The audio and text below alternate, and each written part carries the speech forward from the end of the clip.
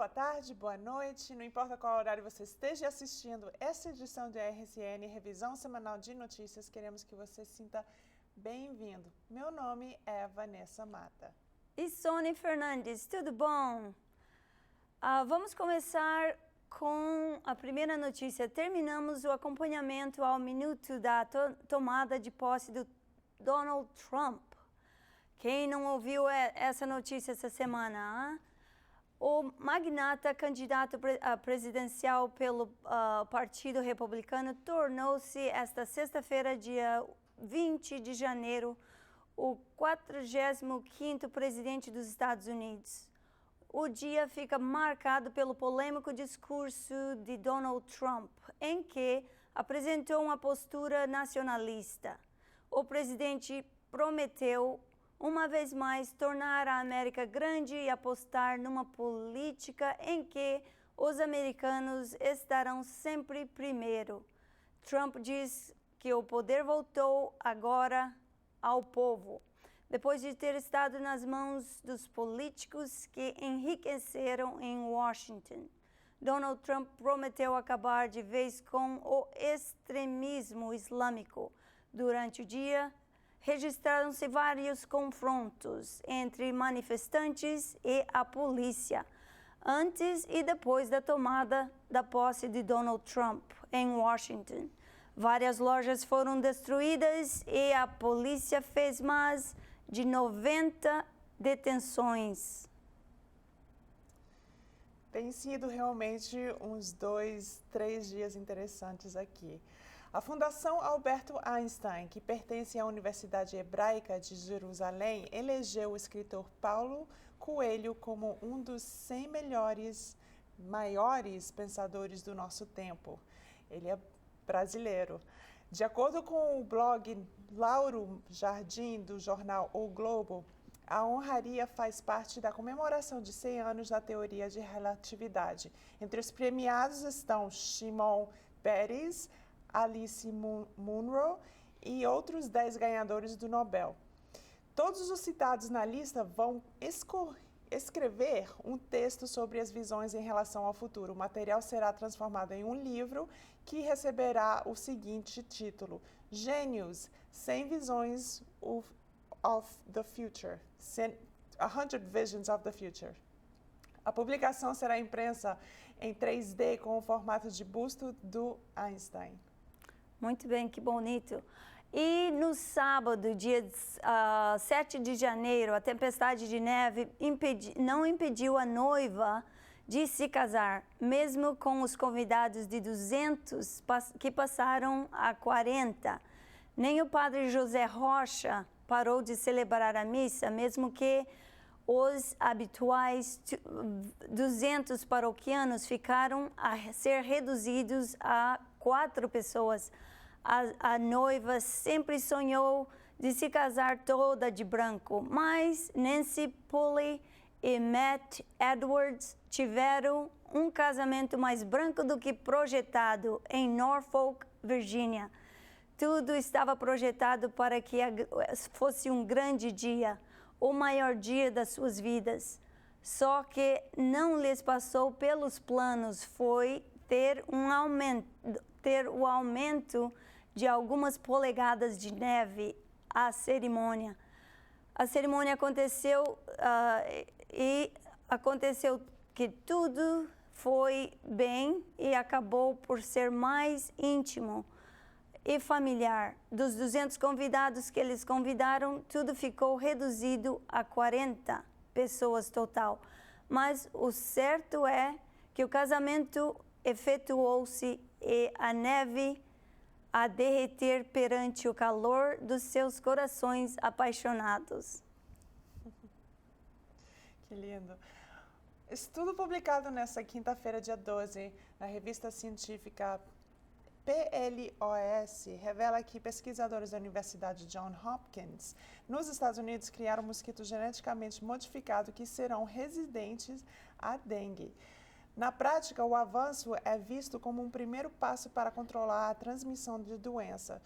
George Dimopoulos, autor principal do trabalho, disse que os mosquitos com os genes alterados produzem menos ovos e cópias do vírus no corpo e glândulas salivares. Acreditamos que por meio de engenharia genética, nós vamos poder fazer um sistema imunológico dos mosquitos tão forte que vai bloquear completamente os vírus, explicou.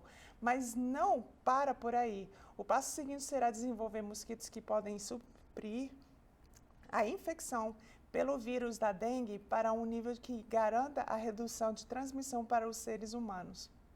O gene responsável pela vitelogenina, uma proteína que é expressa depois que o mosquito se alimentar de sangue, foi modificado. O estudo mostrou que o sistema imunológico dos mosquitos suprime a dengue, zika e chikungunya, com o mesmo mecanismo ou genes. Isso ajudará a descoberta de outras modificações genéticas para torná-los resistentes a todos os vírus. Vamos torcer que vai ajudar mesmo, né? Seria uma boa. E agora, no Chile, uma vaga de incêndios já consumiu cerca de 80 mil hectares de zona florestal e destruiu mais de 40 casas. As autoridades chilenas dão conta de 50 fogos, muitos deles ainda sem ter controle. Foi também decretado o estado de emergência agrícola para que sejam mobilizados os meios de socorros extras e ajudas do governo. A capital chilena, que está tendo esses incêndios, está há mais de uma semana, há várias semanas, embaixo dessa cortina de fumo, de fumaça. Na verdade, lá é terrível isso, porque eles têm... a área é conhecida como smog, então, na verdade, a camada deve estar bem densa, realmente. 2 dias antes de pronunciar o discurso, Trump tweetou uma fotografia dando a entender que esta tinha sido tirada 3 semanas antes no acto de redigir aquela peça de retórica. Agora, contudo, um funcionário da Casa Branca revelou ao Wall Street Journal que a maior parte, na verdade, do discurso foi escrito pelos influentes conselheiros da nova administração, Stephen Miller e Steve Bannon. Miller fora já o autor de quase todos os discursos da campanha de Trump. Bannon, uma das figuras mais contestadas da nova equipe devido às suas ligações com a alt-right ultradireitista, é considerado o estrategista principal da nova equipe. Ele começou o discurso de investidura do Trump dizendo que provavelmente não tivemos um discurso como esse desde que Andrew Jackson veio para a Casa Branca. E acrescentou, tem uma profunda raiz de patriotismo. Foi uma declaração frontal de princípios básicos de seu movimento populista e nacionalista. Foi apresentado de uma forma poderosa. Assim, o comentário comprova Trump e Jackson, o 7º presidente dos Estados Unidos, e o seu discurso, aquele pronunciamento de 1829, por essa figura tutelar da história norte-americana. Que Jackson fosse também um proprietário de escravos não constituiu aparentemente fator inibitório para que Bannon recorresse à comparação. Em todo caso, segundo a mais recente revelação da Casa Branca, o comentário altamente elogioso de Bannon dirigia-se, afinal, em grande medida a si próprio como ghostwriter daquele discurso de qualidade nunca vista de 1829. É só o começo, né? Morreu Alberto da Ponte, ex-presidente do Conselho de Administração do RTP. O gestor liderou os destinos do Grupo Público de Comunicação entre 2012 a 2015. Faleceu este sábado, dia 21 de janeiro, vítima de cancro. Alberto da Ponte tinha 64 anos. Antes de chegar à televisão pública, Alberto da Ponte foi presidente executivo da Sociedade Central de cervejas e bebidas. Liderou a empresa dona da cerveja Sagres e da Água dos Luso entre 2004 e 2012. Alberto da Ponte licenciou-se em Ciências Econômicas e Financeiras pelo ISEG, tendo ainda tirado um curso superior na mesma área na Harvard Business School de Boston. Na sua longa carreira como gestor, o empresário passou ainda por empresas como a Jerônimo Martins e o Unilever em 2012. Alberto da Ponte foi nomeado para presidir ao Conselho de Administração do RTP pelo ministro da tutela de então Miguel Relvas. Alberto da Ponte presidia atualmente a mesa de Assembleia Geral da Sociedade Central de Cervejas e Bebidas, onde desempenhava funções de consultoria. Aos 64 anos, o empresário não resistiu a um cancro. O corpo de Alberto da Ponte está na Igreja de São João de Deus, em Lisboa. O funeral realiza-se dia 23 de janeiro e vai ser ao início da tarde. A cerimônia vai ser do Alto de São João. O nosso respeito. A primeira-ministra britânica Theresa May afirmou que tenciona discutir a importância da aliança militar NATO e em um eventual futuro acordo de comércio livre entre o encontro com o presidente americano Donald Trump, previsto para janeiro, dia 27. May será a primeira líder internacional a ser recebida por Trump na Casa Branca. Este convite foi encarado no Reino Unido como uma afirmação de que Trump valoriza a relação especial entre os Estados Unidos e o seu aliado de longa data de outro lado do Atlântico. Apesar de vertente protagonista da nova administração norte-americana, a primeira-ministra britânica referiu em declarações à estação pública britânica BBC que a equipe de Donald Trump está interessada em discutir um novo acordo de comércio com o Reino Unido. Segundo Theresa May, qualquer líder nacional faria o mesmo ao assinar um pacto comercial. O Reino Unido encara um futuro acordo comercial com os Estados Unidos como vital, uma altura em que o país se prepara para deixar a União Europeia e o UI. No entanto, as intenções do Reino Unido em aumentar o comércio poderão entrar em conflito com a postura protecionista de Trump. Na mesma entrevista à BBC, May afirma que tenciona salientar na reunião com o Trump o valor da Aliança Atlântica. Para a conservadora britânica, a NATO é o baluarte do sistema de defesa europeu.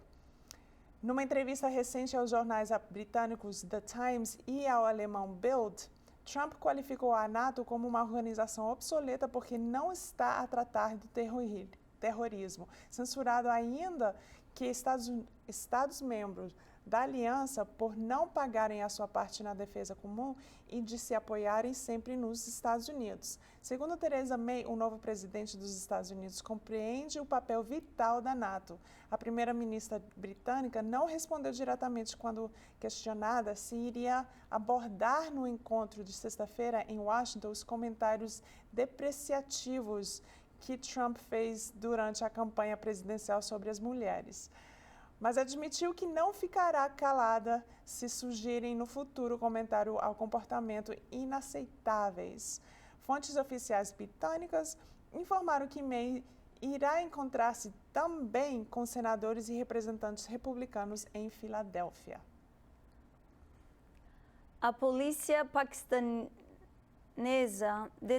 deteve 9 presumíveis autores do atentado à bomba desse sábado, dia 21 de janeiro, que matou 24 pessoas e fez 87 feridos, num atacado na localidade de Paraquinar, na região tribal noroeste do Paquistão. Disse fonte oficial à agência AFP, 9 suspeitos foram presos. De acordo com Ali Khan, há uma investigação em curso, mas desconhece-se para já quem está por trás do atentado. As autoridades paquistanesas elevaram hoje, na manhã seguinte, para 25 o número de mortos na sequência de explosões da bomba no mercado onde aconteceu, depois de 3 feridos terem morrido durante a madrugada. A explosão aconteceu durante as primeiras horas da manhã do dia 21, quando um grande número de pessoas fazia compras no mercado e de Gar de Paraquinar, e a bomba estava escondida numa caixa de verdura e foi acionada por controle remoto. O ataque provocou ainda mais 50 feridos, alguns dos quais com gravidade. A investigação revelou que foram usadas 12 quilogramas de explosivos no atentado, e que alguns dos vendedores foram detidos para interrogatório. A autoria desse atentado foi reivindicada pela Lashkar-e-Jawad, um grupo de anti-Shia que nos últimos anos tem atacado também o governo paquistanês. O LEG, que é o nome desse grupo, aliou-se também ao motivo dos talibãs paquistaneses, TTP, aliados da rede terrorista que todo mundo já ouviu falar, Al-Qaeda, para o local chamado Paraquinar, capital da região tribal de Quran, viveu nessa manhã o primeiro dos 3 dias de luto decretados pelo governo local, com o encerramento das escolas e de outros edifícios oficiais. Essa região é triste. Um navio com bandeira do Panamá encalhou no dia 21 de janeiro na foz do rio Tajo. Estando no local, um rebocador e tentar retirá-lo. Informou a Polícia Marítima que garantiu não existirem vítimas a risco nem ameaçados ambientais. De acordo com o comandante do Porto de Lisboa, José Isabel, o barco encalhou por volta de 2 horas da tarde, junto ao forte de St. Lawrence de Búgio, frente a Oeiras, quando saiu do porto, e está a decorrer uma operação para o retirar do local, coordenada pela Polícia Marítima. A situação está controlada, não há vítimas em risco, nem risco de poluição. Está um rebocador a tentar desembarcar o navio e esperamos que a maré ajude, disse a agência Lusa. O navio tem bandeiras de conveniência do Panamá, não está carregado e tem a bordo uma tripulação de 14 pessoas, entre as quais alguns portugueses, mas maioritariamente filipinas. Segundo o comandante José Isabel, se o navio não for desencalhado até às 5 horas da tarde, antes da praia-mar, que ocorre mais ou menos às 5:30 da tarde, só será possível concretizar a operação segunda-feira desta manhã, quer dizer, hoje. Ainda não são conhecidas as causas do acidente, mas assim que o navio desencalhar, terá que regressar ao Porto de Lisboa para ser vistoriado. Temos de verificar se o navio tem condições de segurança para prosseguir viagem. Queremos perceber que pode ter levado o que lhe encalhasse, disse o comandante do Porto de Lisboa. E agora, mais uma vez, Donald Trump acusa as comunicações sociais de ser parcial nas notícias sobre a tomada de posse. O presidente dos Estados Unidos disse que as imagens têm ângulos menos favoráveis, que dão a ideia errada da influência à cerimônia. Trump atacou a comunicação social depois de uma visita que ele fez à CIA, onde elogiou os serviços dessa agência secreta, CIA, ou CIA. Exatamente. Então, rapidinho, eu sei que você atendeu, né, neste final de semana, quer dizer, ontem, né? Uma cerimônia. Você quer falar um pouquinho sobre a reunião de brasileiros da nossa comunidade? Fall River, sim. Fall River está tendo um alto fluxo de imigrantes brasileiros, espanhóis. A maioria são espanhóis, cabo-verdiana, e a gente estava pensando em como organizar um grupo para dar informações às pessoas que precisam de informação.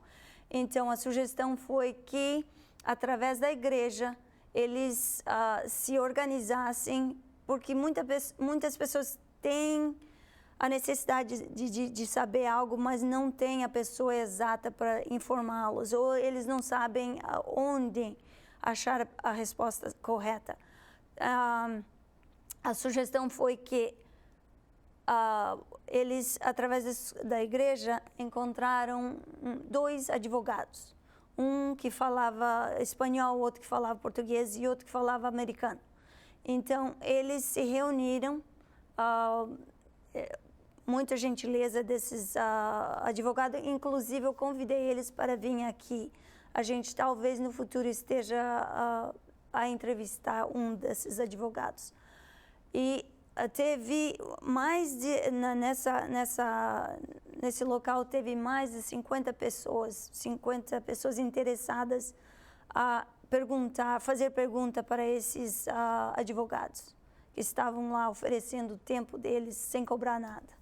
Que bacana. Pois é. Isso daí é junto com o consulado brasileiro ou consulado até mesmo português? Não, foi através da igreja, a igreja brasileira aqui em Fall River. E os advogados mostraram a palestra e no final da reunião responderam todas as perguntas que a audiência tinha, que a plateia tivesse. E foi muito interessante, muita pergunta, desde o que fazer se a imigração bate na tua porta. O conselho dos 3 advogados não abre de jeito nenhum. Se eles tiverem um mandato, você tem que ter certeza que as tuas informações têm que estarem corretas. Se no caso o teu endereço esteja errado, já é uma tecnicalidade. Não tem, você já automaticamente ganha se você procurar juiz ou advogado. Também o único conselho maior é que não diz nada, porque pela Constituição você tem o direito de se manter calado, você tem o direito de achar um advogado, e se você não está fazendo nada errado, não tem o porquê eles te levarem preso. Tá certo. Pois é. Ainda mais na nossa comunidade, né, tem muitos nomes que são diferentes, né, e não batem os documentos aqui dos Estados Unidos. Eles normalmente não entendem que nós temos o nome do meio, né, acontece muito dessas coisas. Exato.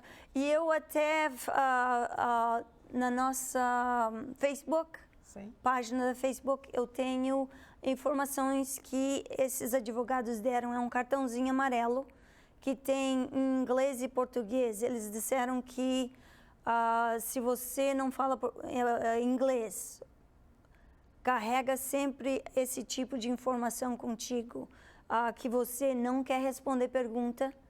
E tem todas as informações, não só... dá uma chegadinha no nosso website, RSN, Revisão Semanal de Notícias, Amigos, e que está postado no nosso website. Na verdade, a Sônia está se referindo ao nosso Facebook. Estamos no Facebook. Se você quiser achar a gente, se você quiser entrar em contato e dar até mesmo opiniões, ou tiver sugestões, ou tiver perguntas, estamos, mais uma vez, no Facebook. Acha a gente através do RSN TV Show. RSN TV Show, é só colocar isso lá na barra de pesquisas. E, mais uma vez, se você quiser colocar lá na barra mesmo, lá em cima, é www.facebook.com/RSN TV Show. É isso. Tenha uma ótima semana. Fica com Deus. Um beijo no coração de vocês e fiquem com Deus também.